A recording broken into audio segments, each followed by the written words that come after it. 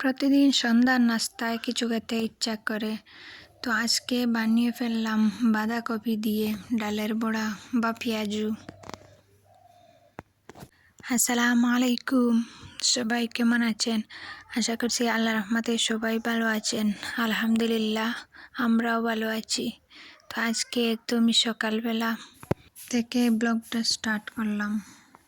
ছেলে আর মেয়ে দুজনকে দুটো ডিম সিদ্ধ করে দিয়েছি।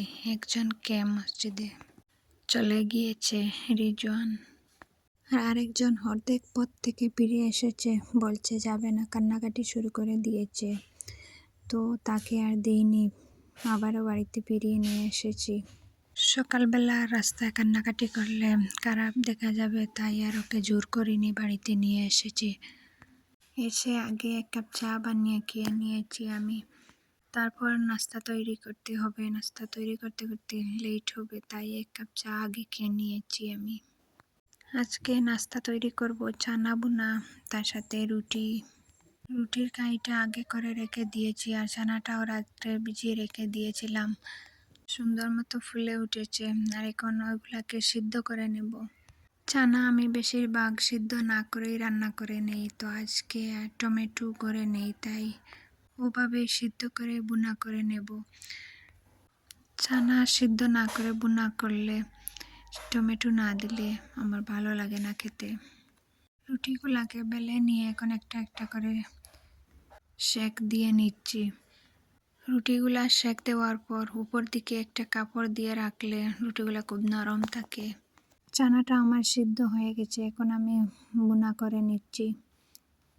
একটা কড়াই বসিয়ে তেল দিয়ে তারপর একটা পেঁয়াজ কেটে দিয়েছি। হলুদের গুঁড়া, মরিচের গুঁড়া, জিরার গুঁড়া দিয়ে পরিমাণ মতো নুন দিয়ে একটু কষিয়ে তারপরে চানাগুলা দিয়ে দিব। আমাদের নাস্তা করাও হয়ে যাবে, আর ছেলের স্কুলের টিফিনেও দিয়ে দিব চানা আর রুটি। একটা আলু সিদ্ধ করে দিলে ভালো হতো, তবে আগে মনে পড়ে নাই, তাই আর দিই নাই। তো এই তো নাস্তা রেডি করে নিয়েছি, এখন আমি খেয়ে নেব, আর ওদেরকে আগে খাইয়ে দিয়েছি।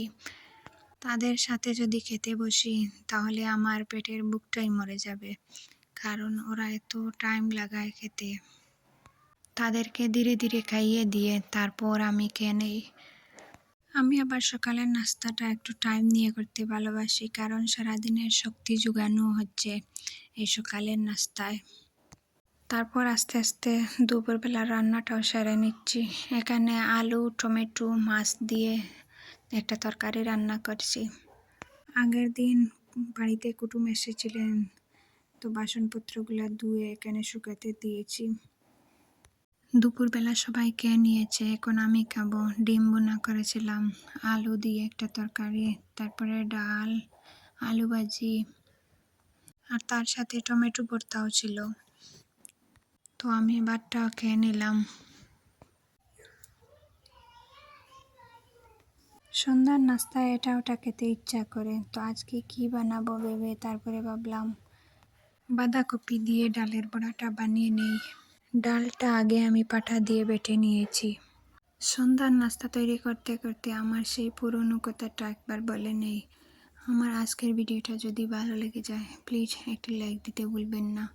আর আপনি যদি আমার চ্যানেলে নতুন হয়ে থাকেন, আপনি চাইলে আমার চ্যানেলটাকে সাবস্ক্রাইব করে নিতে পারেন। আর ফেসবুক থেকে দেখে থাকলে ফলো দিয়ে দেবেন। আর আপনি যদি এই কাজটি অলরেডি করে থাকেন, আপনাকে অসংখ্য ধন্যবাদ। ডালের সাথে বাঁধাকপি, পেঁয়াজ, শুকনো মরিচের গুঁড়া, লবণ সব কিছু একসাথে মিশিয়ে এখন একে একে করে কড়াইয়ে দিয়ে দিব তেলের মধ্যে।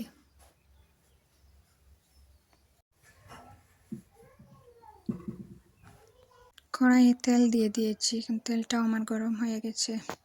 এখন একে একে করে ডালের বড়াগুলা দিয়ে দিব। সুন্দর করে হাত দিয়ে চ্যাপটা চ্যাপটা করে দিয়ে দিচ্ছি।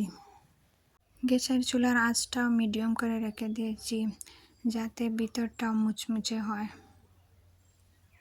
আগুন বাড়িয়ে দিলে দেখা যাবে উপরটা ঠিকই মুচমুচে হয়েছে, তবে ভিতরটা কাঁচা রয়ে গেছে। তাই আস্তে আস্তে করে একটু সময় নিয়ে ভেজে নিচ্ছি। তো এই তো আমার বাঁধাকপির বড়াগুলাও রেডি হয়ে গেছে।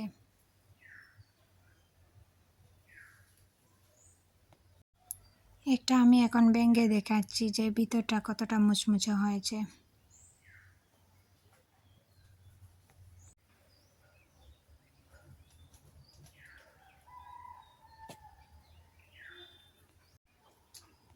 এই বড়াগুলো আমি অনেক রকমভাবে বানিয়েছি, তবে আজকে এই প্রথম বাঁধাকপি দিয়ে বানিয়েছি।